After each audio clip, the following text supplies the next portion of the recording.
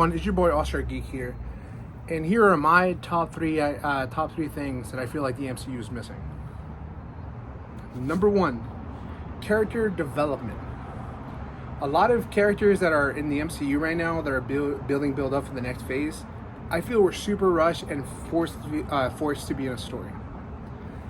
I miss the old this person has a cameo, a small part in the story. That's it, no more, no less. Like Falcon and Captain America Winter Soldier. He would just happen to be a character that Steve met, another soldier. He had a backstory. You got to know him. You got to learn about him, what he's been through, his PTSD, and later build him off to be the Falcon character. He had a prototype, and in the later films, you just believe that he's been with Captain America.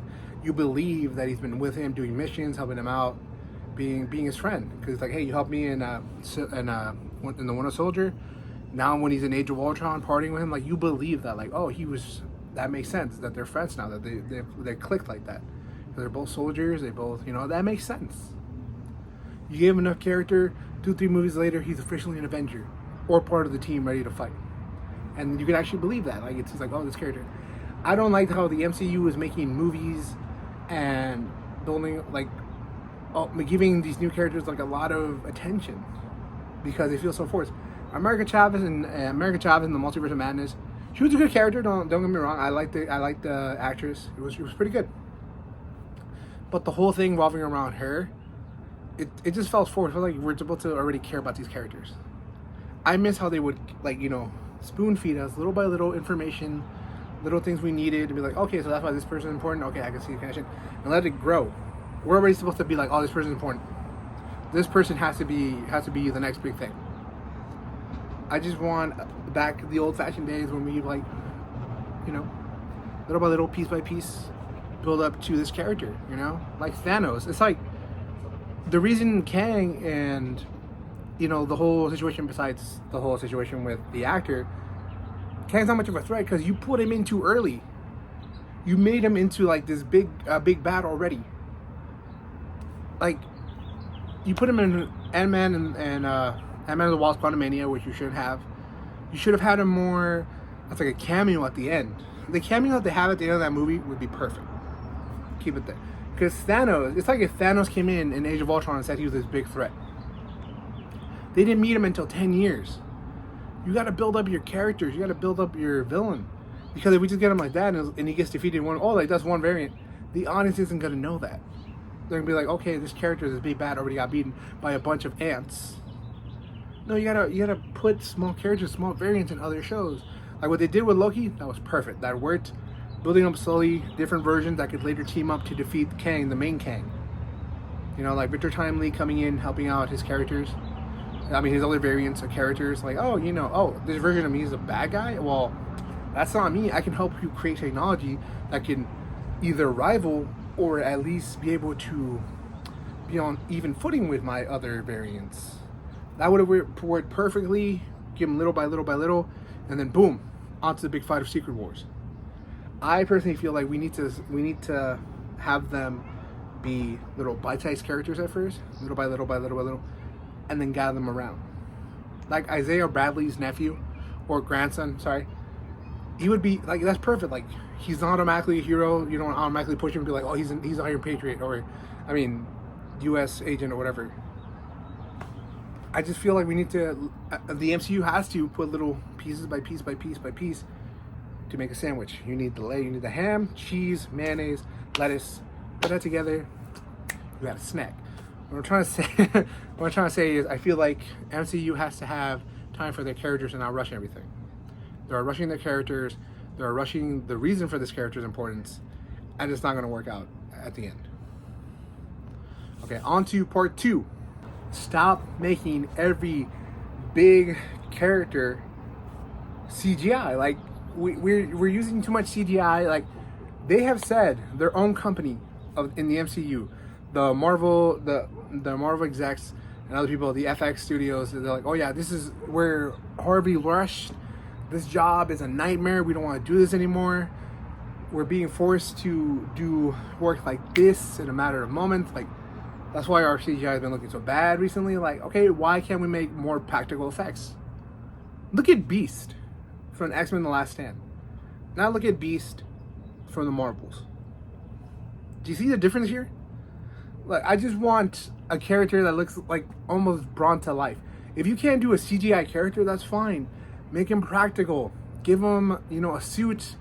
Because he said, a lot of actors in the past have said, oh, you know, the suit was kind of hard. I had to wake up 2-3 hours before shooting just to put it on.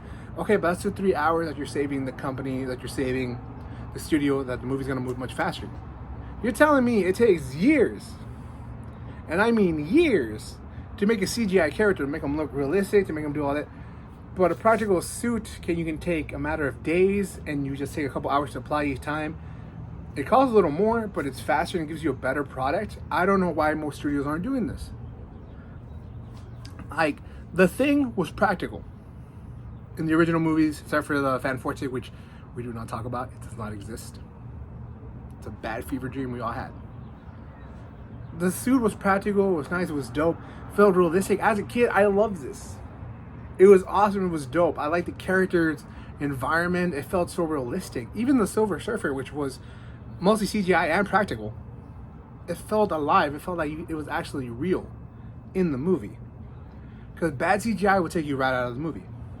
So I personally feel like they should do more practical effects. Do at least the suits. At least do more practical suits. Because I'd rather see another Marvel movie with practical effects than CGI. Because let's face it, if your CGI is not working, if you know your CGI is gonna be bad, it's gonna be bombed, then why make it? Why not just make a practical suit? Make a practical environment. We as a society have gone, like the last couple of years, with being in a room, green screening everything, and that's fine. Even like TikTok, YouTube, everything is green screen now.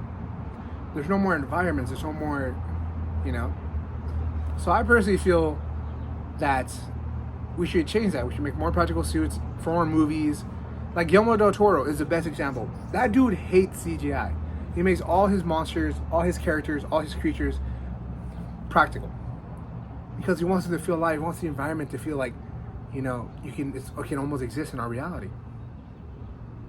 So there you go. That's my part two, of this segment of things that I feel like the MCU either needs or things that's missing from the MCU. All right, on to part three. Another thing that I feel that is missing from the MCU is the comic book art panels.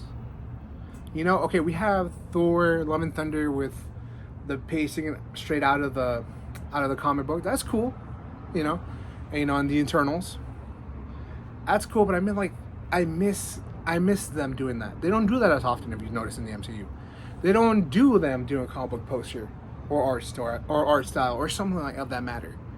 So that's what I personally miss from the MCU. Where it'd be like, oh, bro, remember when they made this this comic title up here? Or, bro, they did this. And also, like, the references. I miss references that actually built to something bigger. Age of Ultron. I keep going back to Age of Ultron. Age of Ultron had the, it's Wakandan, Wakandan, Vibranium, Claw. I miss that, where they build small characters up that are the comic book villains of other characters. I miss that. I miss when they would have a certain villain to be like, oh, that's so-and-so's comic book villain. Does that mean he's going to be in the next one? Like, I miss that. I miss, like, little Easter eggs of characters that way, you know? But, yeah, that's what I've been saying. And last thing that I really do miss about the MCU, like the old MCU, is, like, little post-credit scenes that would tease a character, but they would show like an outline, like the claw, a scratch, or like hammer or something, like Captain America's shield, or somebody in a block of ice. Obviously, like, I miss that. I miss a little tease, like Guardians of the Galaxy with Adam Warlock and Cocoon in the background, or hell, even in Volume 2, where it's like, I shall name him Adam. I feel like that's missing from the MCU. Small little tidbits, little bites for us fans to snack on, to be like, oh, that character could be, wait, there's different versions of that character. What version could it be? I miss that in the MCU. So, I'm your boy, all.star.geek. As always, thank you for watching my video. Thank you for being part of my little universe. Don't do anything stupid. We need you out here. I love you. I appreciate you. Thanks for watching this video. And remember, you're the best version you could ever be. Sure, you can work on it, but nobody could ever replace who you were. I love you, appreciate you. It's your boy All-Star Geek, signing off.